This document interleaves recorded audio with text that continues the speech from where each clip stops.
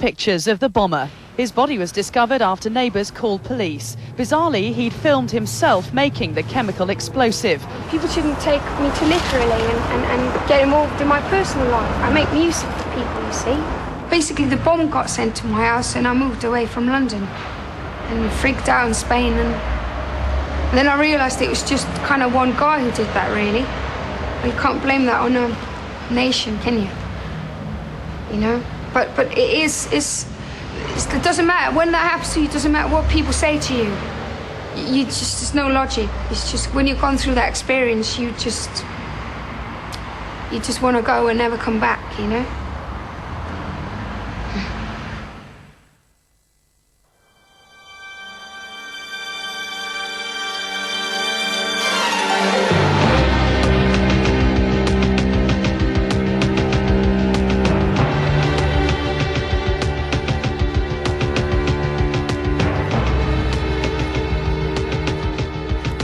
Den größten Teil des vergangenen Jahres hat Bjork in Südspanien verbracht, wo sie ihr drittes Soloalbum aufnahm.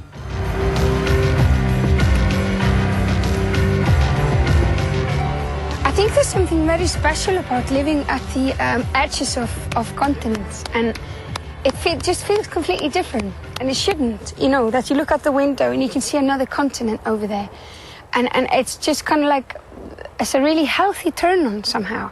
The idea that every morning you could wake up and literally go to Africa.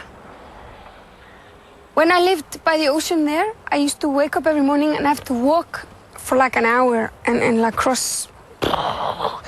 And then I felt like I was in Spain. And then I could work. And I wake up the morning after and I hadn't just grasped the idea. So I had to do that for a month. And then I moved up here to the mountain. And the only way I can take all this in, because it's just so outrageous, and I keep just thinking I'm just looking at a backdrop or something, and it's just like they're going to pull the curtains in a sec.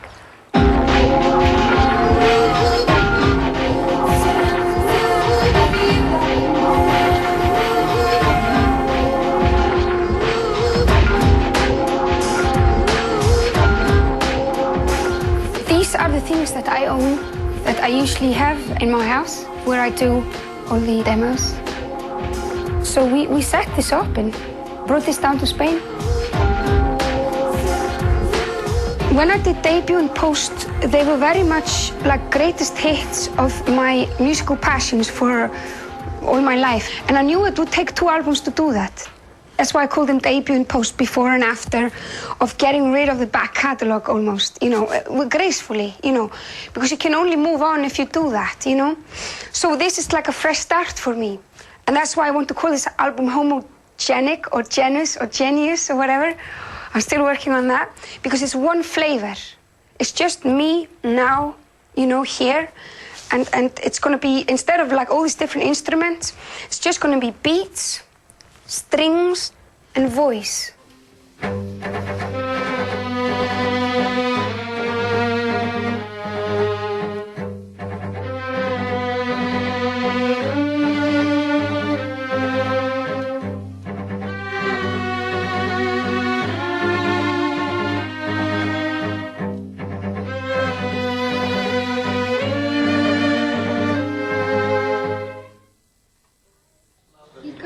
Ef einhvern tíma myndavélin að fara í taugarnar á okkur, þá látið mig vita, af því þetta númer 1.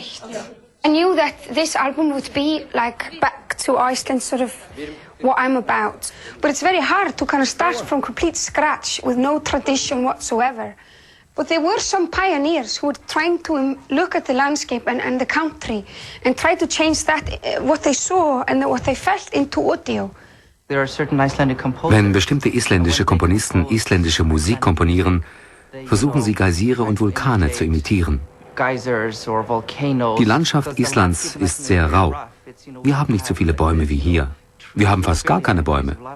Wir haben viel Lava, viele Vulkane und es gibt viele Ausbrüche, das Wetter, den Wind und Schneestürme. Nach diesen Tönen hat sie gesucht. Sie will diesen rohen Sound, nicht diesen glatten, europäischen Sound. To find that voice is very challenging, you know. And it's almost like you have to invent your own roots. And that's one of the reasons why I got the 8 string players. I wanted them all to be Icelandic. Það finnst mér mega alveg vera, þú veist, svona meiri, það þarf alveg bara vibrato og... Meira, ok. Og alveg bara, þú veist, ossalega, þú veist, Mata Hari. Þetta þannig lag, sko. Það er verið. Svona næstu því of, eða skilur, má alveg vera, þú veist, svolítið svona... Já, ok. Sie verwendet oft Quinten. Das ist eine Eigenart traditioneller isländischer Musik. In isländischen Volksliedern werden oft durchgängig Quinten verwendet. Das Bjork, das in ihren Stücken tut, lässt sie sehr isländisch klingen. Die beiden Cellos in Hunter spielen ein 2 Takte langes Motiv. Das eine den tieferen Ton und das andere Cello eine Quint höher. Wenn man das hört, erkennt man es gleich als isländisch.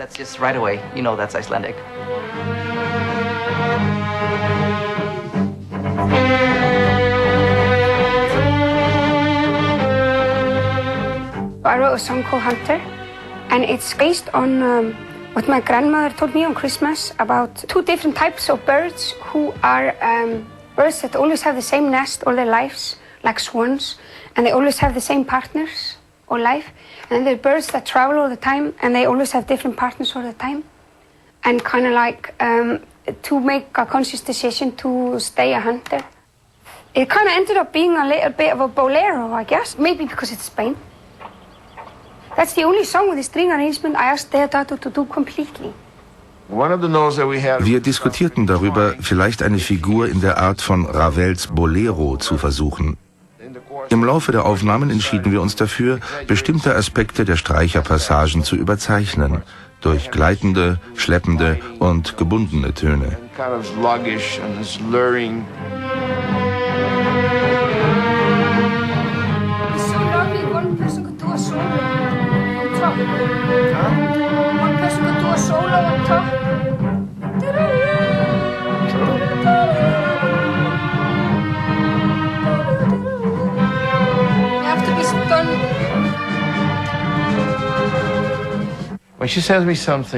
Wenn sie sich an mich wendet, ist alles schon so gut wie fertig. Wenn ich sie richtig verstanden habe, und davon gehe ich aus, wünscht sie sich Farbigkeit, einen menschlichen Faktor in Aufnahmen, die vor allem aus gesampelten und elektronischen Klängen zusammengesetzt sind.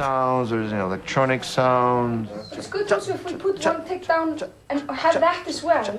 We come tomorrow and we can listen to it. Okay. And then we know what to fix, if that works or not. But at least we put it down. Okay.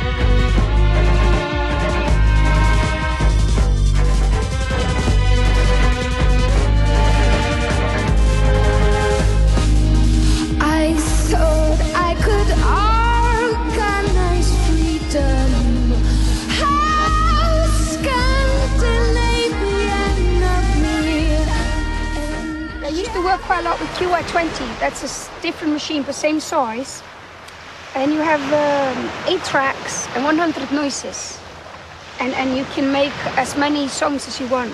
And a lot of my tunes for the last 4 years I wrote on that. It's so incredibly convenient.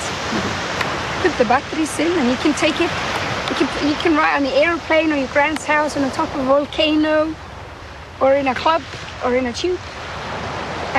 But this is a different machine. This is like a sampler. Mark Bell bought this one, and he's just teaching me it.